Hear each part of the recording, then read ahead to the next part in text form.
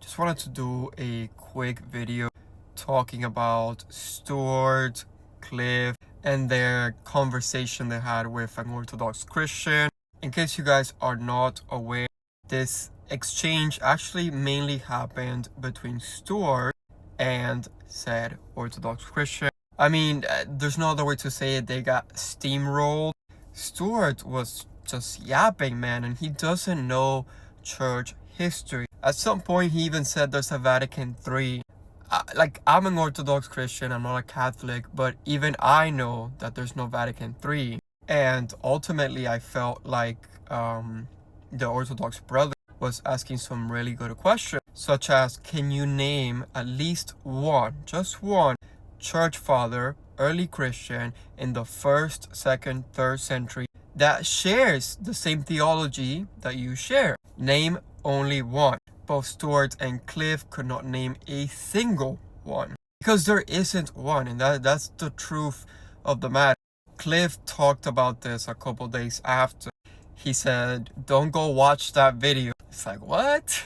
But what's interesting about the response that Cliffe gave is that Cliffe, just like his son Stuart, continued to misrepresent the Orthodox position. So much so that they called this guy a Catholic. And then they can't get his views correctly on baptism. They just completely misinterpreted his argument. Now, I don't think Cliffe and maybe Stuart are doing this on purpose. But if they are not misinterpreting my Orthodox brother on purpose, then I would argue that's even worse, because that shows how little they actually care about the points he was raising. And I think they were very valid points, and these are points that we need to tackle together and that I had to face head on when I was a Protestant / non-denominational, which is still a Protestant Christian. And that's what I was kind of alluding to earlier in the video. There just simply aren't any Christians during the 1st, 2nd, and 3rd century that have the theology that Protestants have. Actually, most Protestants don't have the theology that other Protestants have, because when the Reformation took place, they just couldn't agree on anything. And back when I was wrestling with these issues, there would be like the Protestant apologists that would say, well, look, Saint Augustine, and they would take 1 or 2 quotes from Saint Augustine, and they would say, hey, he practiced the faith just like we Protestants.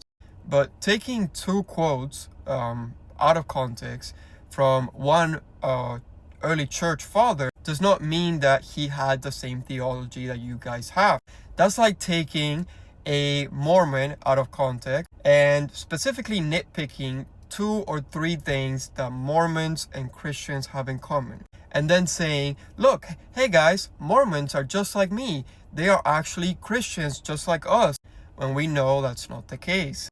If you actually read these 1st century Christians, these church fathers, if you go to the archaeological evidence as well as their writing, and you read them in context and you read their theology, they simply do not match the Protestant theology that we see today. And Cliffe also says something that I didn't like in his response video, which is to say, oh, these things don't really matter to me. I don't care about these things. Well, why do you not care? And also, why are you now just brushing the topic off to the side altogether? These are things that should be talked about because they do matter. So why are you closing off the dialogue altogether? You guys could say, well, let's have a polite dialogue with each other and see who makes the better point. But you're not saying that. What you're saying is, let's close the book, let's not argue about this anymore, and then let's focus on the things that I, Cliffe, say that matter. I mean, I know he's trying to unite us, but why should we not talk about this anymore? And, I guess I'll just end the video here. But again, I just really don't like how they constantly, both Stuart and Cliffe, have continued to just mischaracterize the Orthodox position altogether, where you keep calling this guy a Catholic. He's not a Catholic. And you keep saying, well, he believes this about baptism, when if you watch the original clip between Stuart and him, he specifically lays his position out. And then Stuart is like, no, you actually believe this. And then Cliffe, a couple days later, reacting to that, says the same thing. It's like, why are you telling us what we believe? And then we tell you, hey, we don't actually believe this. Can you hear our side? And then you're like, no, I know what you believe. You believe this. It's just so disingenuous. I don't understand it. Do you guys just not understand that the Orthodox position differs from the Catholic position, and you just assume that every Orthodox is a Roman Catholic? It's simply just not the case. So why do you continue to misrepresent the Orthodox Christians? Like, do we not matter when it comes to this? So you automatically group us into Roman Catholicism? I do like Cliffe and Stuart to a degree, but I've seen some videos of Stuart when he is by himself in debates. And Stuart does tend to get emotional, get heated, kind of get like passive aggressive. And I just don't think that's a good look for him. But I like Stuart as well. I like Cliffe and Stuart. But I don't like how they are misrepresenting the Orthodox position. I don't like how they are saying, hey, this doesn't matter to me, therefore it doesn't matter at all. Let's brush it to the side, when these are very valid points that need to be talked about. And also, I would hope that they'd actually make a proper response.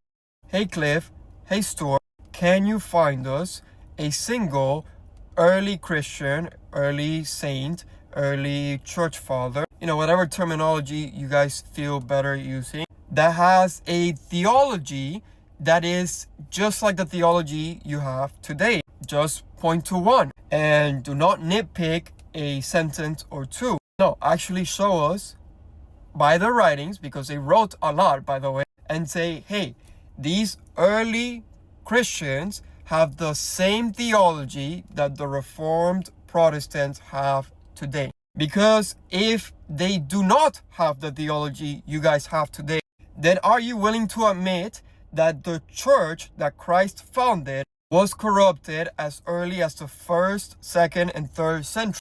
Were the earliest Christians who had apostolic succession from the 12 apostles, were they so corrupted that they had a completely different theology that needed to wait over 1,000 years for you Protestants to get correct? Do you think this is something that God would do? If any of you see this, I genuinely do hope you reply to these questions. And if it's not directly to my video, well, at least address the original dialogue you guys had and, respond.